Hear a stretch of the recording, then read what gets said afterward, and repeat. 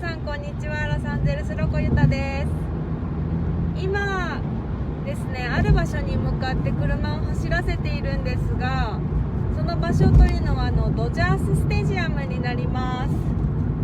何をしに行くかというとですね、コロナの検査をしに行くところです。ロサンゼルスをはじめアメリカ全土で大流行してしまっているんですが、11月後半頃からですね、私の周りでも感染してしまったっていう人がちらほら現れだしてるんですけど、直接接触はしていないんですが、私もチェックをしに行こうということになりました。今回で2回目のチェックになるんですけども、アメリカは保険を持っていても持っていなくても無料でコロナの検査を受けることができます。でもやはりですね、感染者数がどんどん上がるにつれて予約を取るのが難しくなってしまって、本当明日行こうとか明後日行こうっていうのは結構もうそれの予約を取るのはかなり難しくなってしまっています。私も今日の予約は、4日ぐらい前に取れました。クリスマス前の最後の予約を取ることができました。どんな感じで検査が行われるのかお伝えできればなと思っています。安全運転で行きます。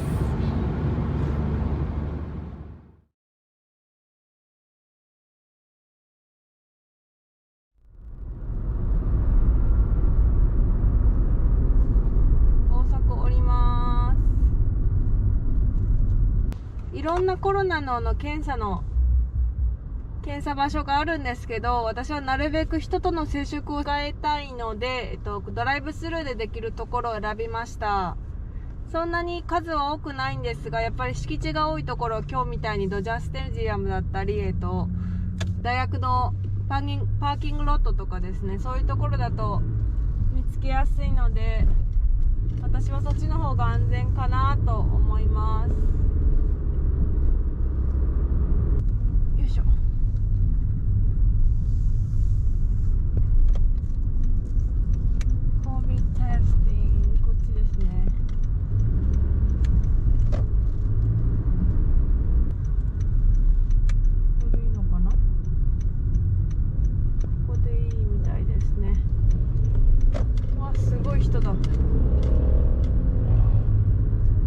去年はここのゲートをくぐった時は楽しい野球観戦だったのに、今年はここのゲートをくぐる時にはウイルスチェックをするっていう、なんか変な感じがします。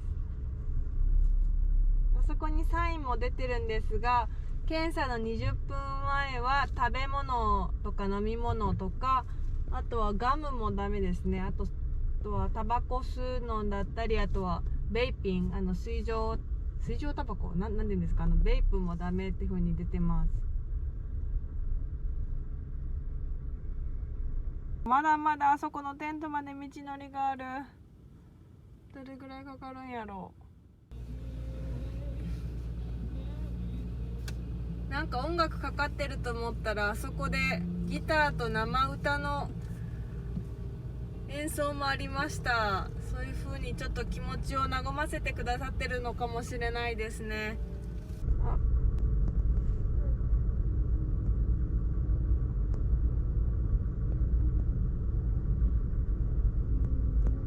Thank you.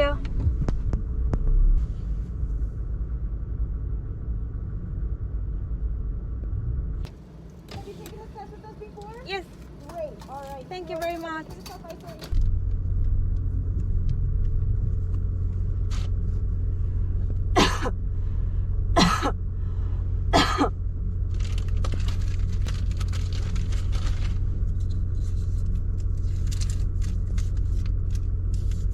で、これで20秒ですね。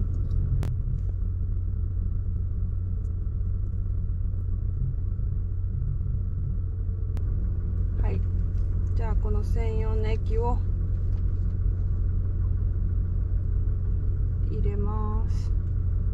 で、途中で折る場所があるので折りました。で、何回か振ってでこの中に入れます。はい、これで終了。終わりました。 Yes, thank you。 また働いてくださってる方に感謝ですね。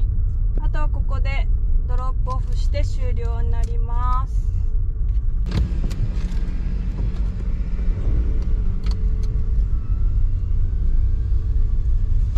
はい、今ドロップオフしました。ということで検査自体は簡単だったんですけども、やっぱりここは一番大きな検査の場所なんで、待ち時間がすごい長かったですね。